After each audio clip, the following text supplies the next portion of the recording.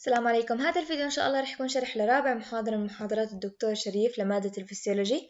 رح نحكي فيه عن الهارت ساوندز، ذكرناهم قبل شوي بالمحاضرة الثالثة، بس هلأ رح نحكي فيهم بالتفصيل. تمام؟ بسم الله الرحمن الرحيم. شو هم الهارت ساوندز بالأساس؟ الهارت ساوندز هم الأشياء اللي أنا بقدر أسمعها وهو القلب قاعد عم بيشتغل. ممكن يكون سببها شغلتين. أول شغلة اللي هي إنه الصمامات تسكر، لما تسكر بتطلع لي صوت إحنا بنقدر نلقطه. بعدين ممكن شغلة تانية تسبب لي صوت، اللي هي إنه الدم بدل ما يكون بيمشي بسلاسة يعمل لي إشي بسميه turbulent flow، اللي بتكون حركته غير سلسة، وهذا الإشي بيعطيني صوت بسميه مرمرز. رح نحكي فيه بعد شوي. تمام؟ هلأ الصوت اللي بنسمعه بالقلب مستحيل يكون سببه إنه الصمامات فتحت. It's never caused by opening of valves. أوكي؟ دائما بس إنه الصمامات بتسكر إحنا هذا الإشي بنقدر نلقطه. طب كيف بالضبط بنلقطه؟ في عندي أداتين ممكن أستعملهم. أول شغلة هي بسميها ستيثوسكوب، هاي الستيثوسكوب السماعات اللي إحنا نعرفهم طبعا. أوكي؟ بعدين في عندي برضو إشي تاني اللي هو أدق وحساس أكتر، هو الفونوكارديوغراف. الفونوكارديوغراف برضو بيكون سماعة بنحطها على جسم الإنسان، بس بتكون شابكة بالكمبيوتر، والكمبيوتر طبعا هو رح يكون حساس أكتر للصوت، فرح يلقط كل جزئية منه. أوكي؟ هاي الصورة رح نرجع لها وإحنا عم نحكي بتفاصيل الهارت ساوندز.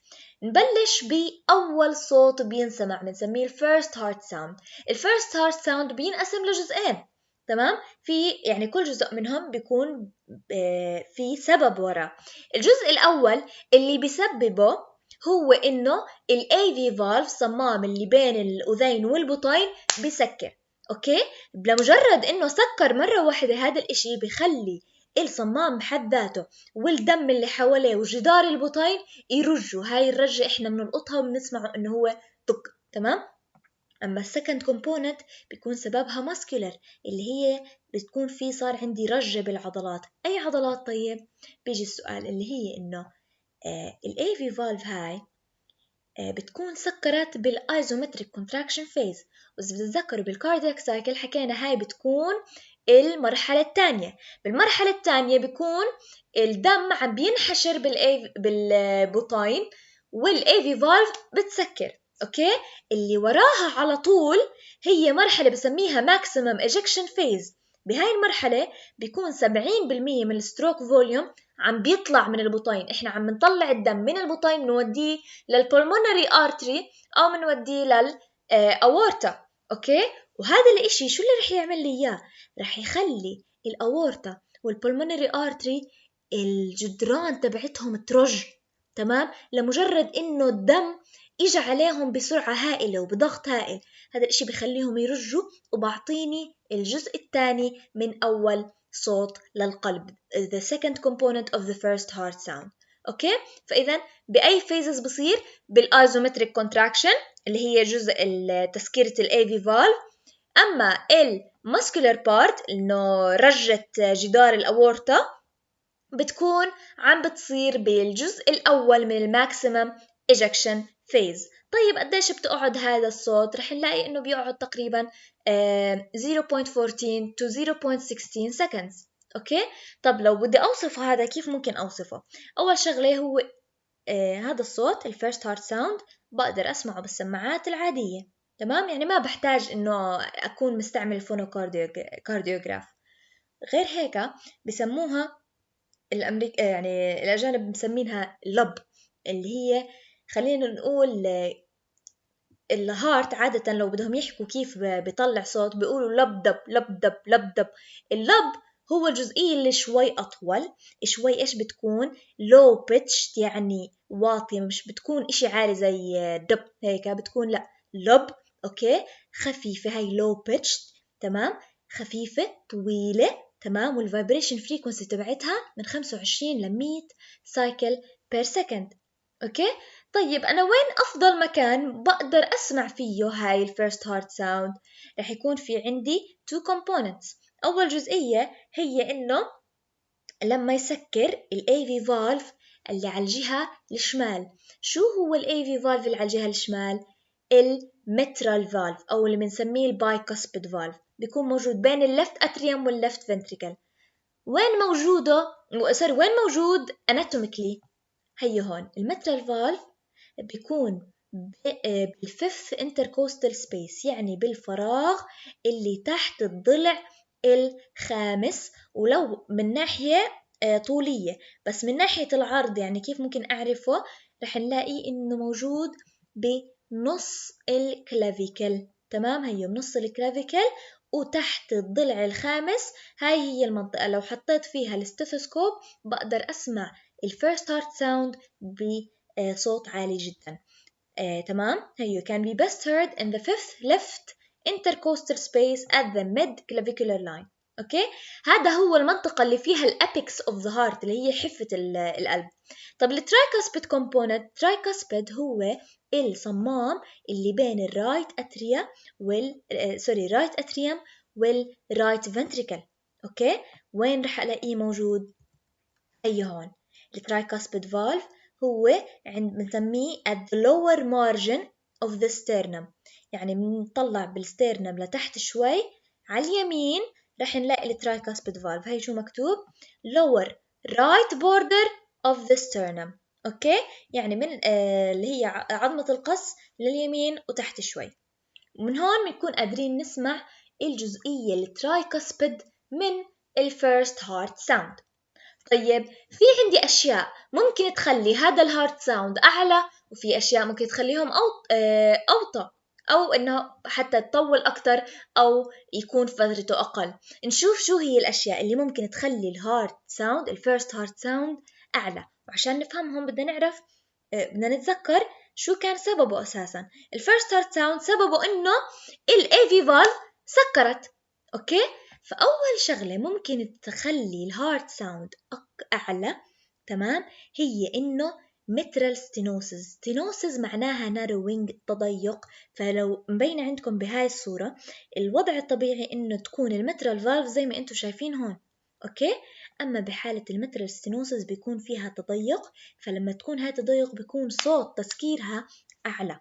أوكي، بعدين في عندي شغلة تانية اللي هي إنه ممكن الهارت ريت يكون أسرع، بيكون في عندي حالة بسميها تاكيكارديا، يعني fast heart rate، وبهاي الحالة بكون برضو قادرة أسمع أفضل.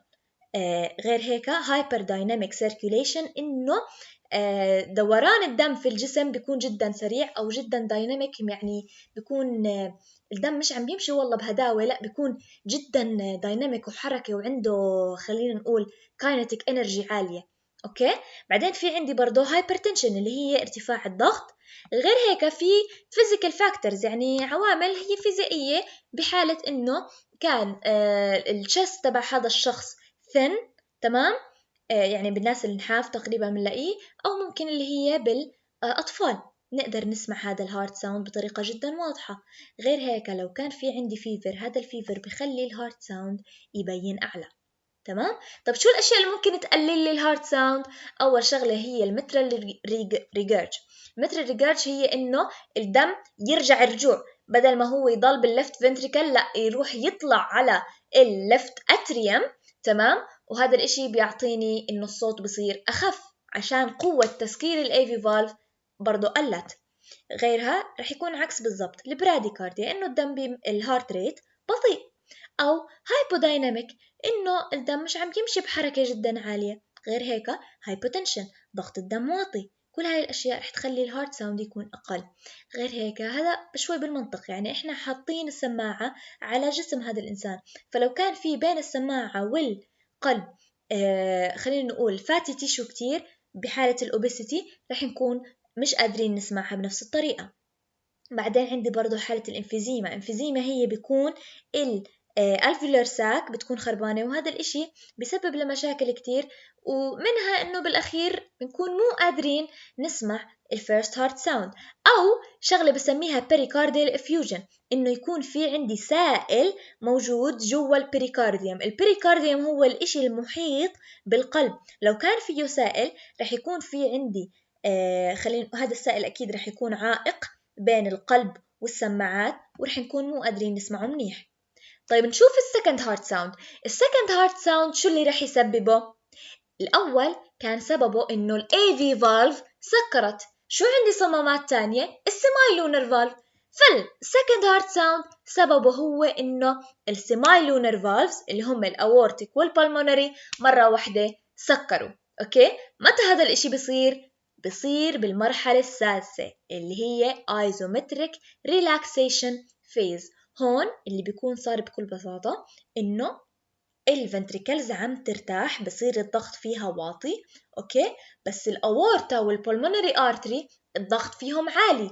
أوكي، الأورتا والبلمونري آرتري بعد الفالف، وإحنا قلنا ما لازم يكون اللي بعد الفالف ضغطه أعلى من اللي تحت الفالف، فعلى طول بتروح تسكر السيمايلونر فالف عشان ما يرجع الدم للبطين. تمام؟ طب قديش بتستغرق هذا الصوت؟ رح يقعد 0.1 seconds. أوكي؟ فلو بدي أوصفها رح أحكي أول شغلة إنه برضو لو مسكت السماعات وحطيتهم على الإنسان، السماعات العادية بديننا بنكون قادرين نسمعها. إذن audible by stethoscope. كيف بنسمعها؟ على أساس إنها دب. هاي الدب يعني إيش؟ high pitched، بتكون قصيرة، وإيش؟ خلينا نقول high pitched يعني إلها هيك عالية شوي. تمام؟ هيو high pitched وشارب. أوكي؟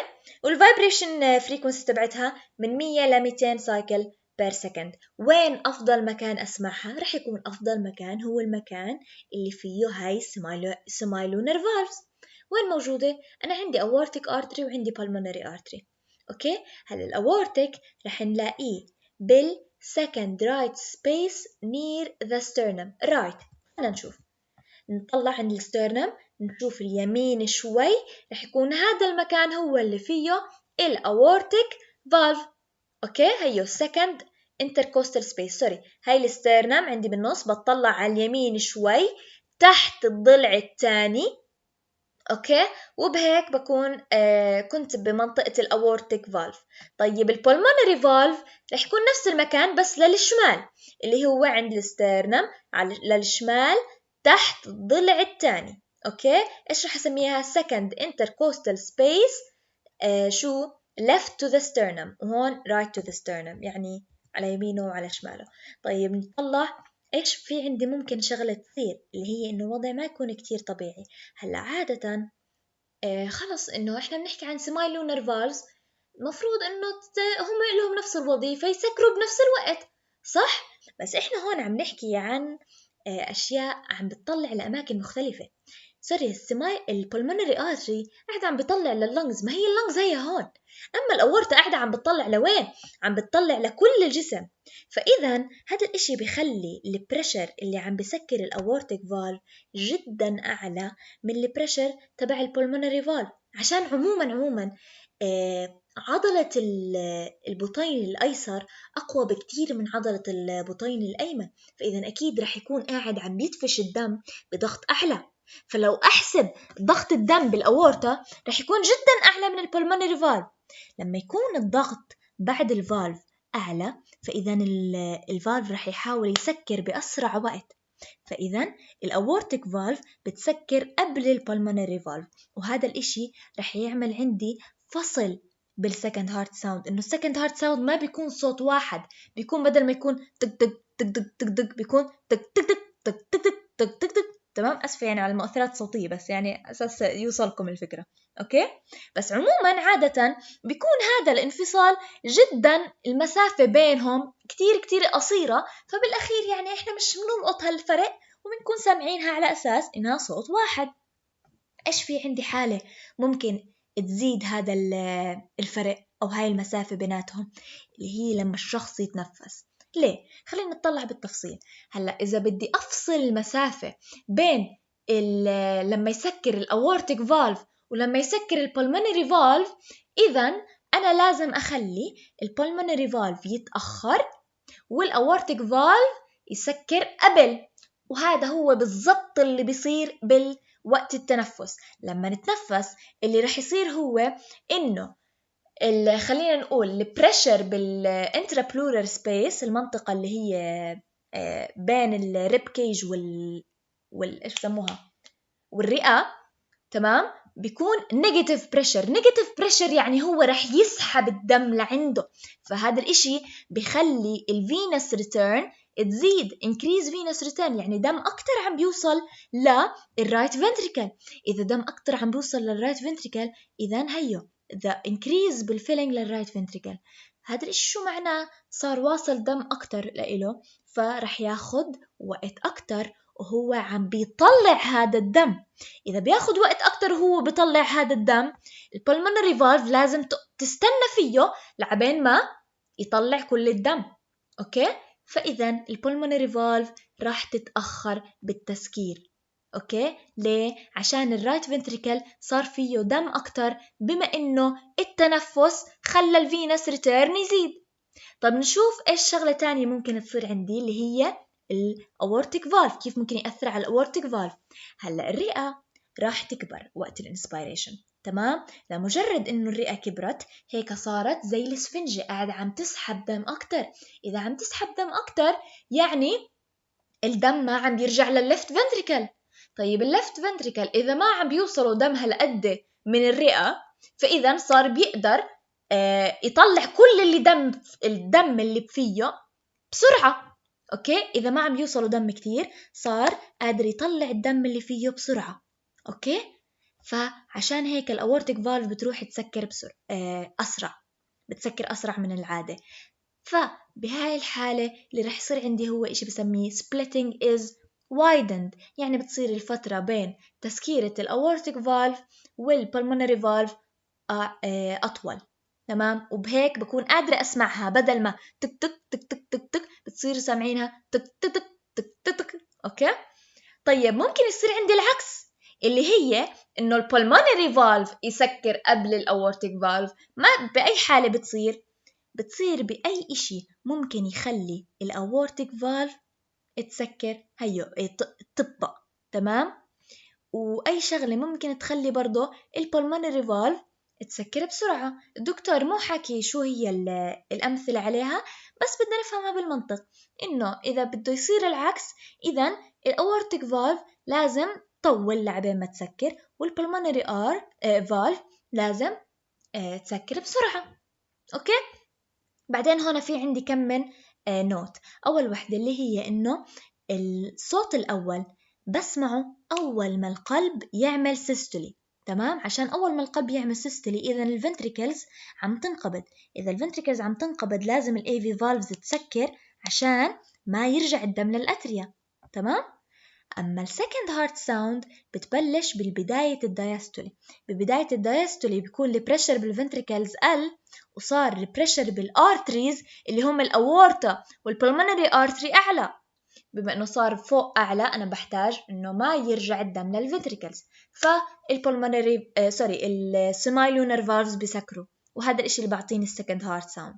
فإذا الفيرست هارت ساوند ببداية السيستولي والسكند هارت ساوند ببداية الدايستولي، فبالمنطق المسافة اللي بين أول صوت وتاني صوت هي رح تكون المسافة اللي القلب فيها عم بينقبض، عم بيعمل سيستوليك. والمسافة اللي بين تاني صوت والصوت الأول تبع نبضة تانية رح يكون هو الفترة اللي بيرتاح فيها القلب. أوكي؟ نشوف طيب الثيرد هارت ساوند والفورث هارت ساوند. هدول فكرتهم إنهم شوي أقل إنهم ينسمعوا، ورح نشوف ليه. عشان السبب تبعهم مش إنه فالف راح تسكرت. هون اللي صار عندي بالثيرد هارت ساوند بالضبط، أنا آسفة إذا ببين الحكي معي هارد، بس إنه قصدي هارت ساوند، بيكون سببها إنه الفنتريكلز الوول تبعت الفنتريكلز صارت ترج. أوكي؟ شو اللي بده يخلي الفنتريكلز ترج؟ إنه الدم مرة واحدة دخل عليها. طيب متى الدم بيدخل على الفنتريكلز؟ نتذكر أسماء المراحل، رح نلاقي مرحلة اسمها بوضح لها النقطة بالضبط. maximum filling phase، يعني المرحلة اللي بيتعبى فيها الفنتريكلز بطريقة كبيرة. فالماكسيمم فيلينج فيز اللي هي المرحلة السابعة بيوصل الدم مرة واحدة للفنتريكلز وجدران البطين بيروحوا بيرجوا، وهذا الاشي بعطيني الثيرد هارت ساوند. اوكي، شو فكرتها؟ بتكون الفترة هاي جدا قصيرة، يعني 0.05 seconds. تمام؟ لو بدي اوصفها رح احكي انها ما بتنسمع بالسماعات تبعت الدكتور اللي احنا بنعرفها، لازم نسمعها بالفونو كارديوغرام، يعني بس الكمبيوتر هو اللي بيقدر يلقطها. هي low pitch، تمام، يعني هيك واطية، و soft very faint، جدا واطية، تمام. faint يعني هيك هادي كتير، أكتر من واطي يعني. لما أحكي واطية عم بحكي عن، خلينا نقول pitched، يعني هذا هذا واطي، هذا عالي. أسفة يعني، بس أساس تفهموا إيش قصدي. أوكي. طيب site of best hearing، وين أفضل مكان بقدر أسمع فيه هذا third heart sound؟ رح يكون أكيد عند المنطقة اللي فيها البطين، اللي فيها على الأقل التقاء البطينين. وين موجودة هاي؟ بالمترال area، اللي هي المترال area زي ما قلنا، آسفة، هون اللي هي عند الاسترنم يمين، تمام. وين؟ مش تحت مش عند الاسترنم، آسفة، تحت الضلع الخامس، أوكي، لا شمال الاسترنم، وعند نص الكلافيكل، أسفل الخربطة، تحت الضلع الخامس لشمال الاسترنم، عند نص الكلافيكل. فهذا بالنسبة للمكان اللي بقدر أسمع فيه الثيرد هارت ساوند. وين كمان أشخاص ممكن أسمع عندهم الثيرد هارت ساوند؟ اللي هم بالchildren، أوكي، عشان عموما بيكون عندهم نبضات القلب يعني أعلى، ويعني خلينا نقول الرئة عندهم، أو يعني الجلد هيك لساته صغير وكل شيء، تمام. شو الأشياء اللي ممكن تخلينا يكون صوت الثيرد هارت ساوند أعلى؟ اللي هي أي حالة بيكون كمية الدم اللي عم يوصل للفنتريكلز فيها أعلى. شو هي الأشياء اللي ممكن تزود لي كمية الدم اللي بتوصل للبطين؟ هي إنه تكون السيركوليشن هايبر دايناميك، يعني إله كاينتيك إنرجي عالية. أوكي، هاي بالنسبة للثيرد هارت ساوند. نشوف الفورث هارت ساوند. الفورث هارت ساوند سببه إنه الأذين ينقبض. سببه هي cause atrial contraction، بتصير إنه جدران الأذين عم بترج، تمام. متى بتصير الأتريال كونتراكشن؟ أكيد من الاسم، بالمرحلة الأولى اللي هي الأتريال سيستولي فيز، فترتها جدا بسيطة اللي هي 0.04 seconds. هاي ما بتنسمع أبدا بالستيثوسكوب، وبس الفونوكارديوغرام بيلقطها، وأساسا بيكون لاقط يعني إشي جدا خفيف. أفضل مكان بسمعه فيه هي برضه بالمترال اريا زي ما قلنا هون. أوكي. طيب هذا بالنسبة للهارت ساوندز. بدنا نطلع هلأ اللي هم هدول الأشياء الطبيعية لما يسكر الفالفز ولما الجدران ممكن ترج. نيجي لشغلة بتصير، أو خلينا نقول هي يعني ممكن تبين لي إنه صار فيه مشكلة. القلب الدم عادة بيوصل للهارت والفيسلز بيكون ساكت، يعني ما إله صوته، هو بيتحرك، تمام. ليه؟ عشان حركة البلاد سموث، سلسة، بتكون ستريم لاين بلامينر، زي هاي الصورة أنا حطيت لكم إياها عشان يوضح. خلص الدم بيكون قاعد عم يمشي بطريقة سلسة وما فيه أي مشكلة. بس ممكن يكون الدم عم يمشي بطريقة turbulent معناها عم بيعمل هاي التموجات، واللي بيكون مش سلس وغير منظم، وبهاي الحالة بسمع murmurs are produced. الميرمرز هي صوتها بتكون زي الصوت اللي بنسمعه لما يكون في هواء جدا قوي برا، بيكون هيك صوت. يعني يفضل اني انا ما احاول اقلده اساسا، بس يعني راح احاول اسمعكم اياه. بس المهم، شو اللي بده يسبب لي طيب انه الدم بدل ما يمشي بطريقة هاي السلسة يروح يتحرك زي هيك؟ اول شغلة هي انه قطر، او اللي هو نصف قطر الارتريز يتغير، مرة واحدة يكبر أو مرة واحدة يصغر، يصير عندي ستينوسز اللي هي ناروينج. أوكي، كمثال. ممكن برضه يروح سرعة الدم مرة واحدة تتغير، يصير دم جدا سريع، يكون عنده كاينتيك انرجي عالية بحالة الهايبر دايناميك سيركيليشن. ممكن برضه لزوجة الدم وكثافته viscosity and density يتغيروا، هذا الاشي يخليها يصير turbulent. أوكي. هلأ الميرمرز هاي بتصير بأوقات مختلفة على حسب شو المشكلة بالضبط اللي مسببتها، تمام. فممكن تكون systolic murmurs بتصير وقت السيستولي، يعني بين الفيرست هارت ساوند والسكند هارت ساوند. ممكن تكون diastolic murmurs يعني بوقت الاسترخاء اللي هي بعد السكند وقبل الفيرست اللي بعد الثانية، أوكي، أو continuous ميرمر، هاي طول الوقت سواء القلب عم بيعمل سيستول ولا دايستولي دائما في ميرمر. أوكي، نشوف شو سبب كل واحدة منهم بعد شوي.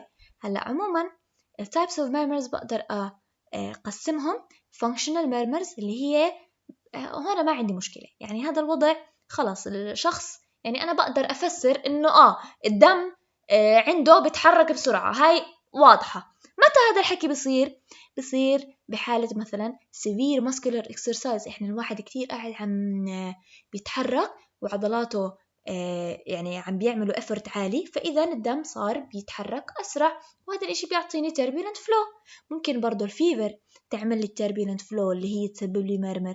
أنيمياز اللي هو فقر الدم، ممكن الوحدة لما تكون pregnant، أو thyrotoxicosis اللي هي إنه يصير فيه إيش بسموها، يعني تسمم بالغدة الدرقية، أو hyperthyroidism برضو نفس الفكرة.